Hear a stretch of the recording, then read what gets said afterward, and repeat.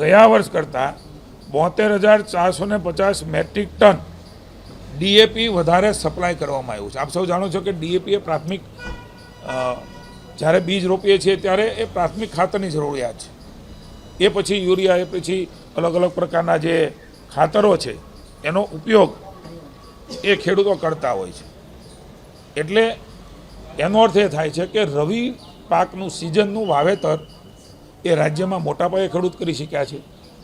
એક ચર્ચા એવી હતી કે શું કરશે, એના બદલે આનંદ છે કે ખેડૂતને બેઠો કરવા માટે રાજ્યની સરકારે એમની બાજુમાં રહી અને એમના કારણે આવડી મોટી ફળશ્રુતિ મળી છે। એટલું જ નહીં, આગામી 15 દિવસનું મારા વિભાગે પ્લાનિંગ કર્યું છે મુખ્યમંત્રીશ્રીની સૂચનાથી। 1,41,875 મેટ્રિક ટન યુરિયા એ સપ્લાય કરવાનું પ્લાનિંગ થઈ ચૂક્યું છે। એટલે કુલ મળીને લગભગ 2.25 લાખ મેટ્રિક ટન વધારે યુરિયા એ ગુજરાતમાં આ વખતે ગયા વર્ષની સરખામણીમાં આપણે આપ્યું છે।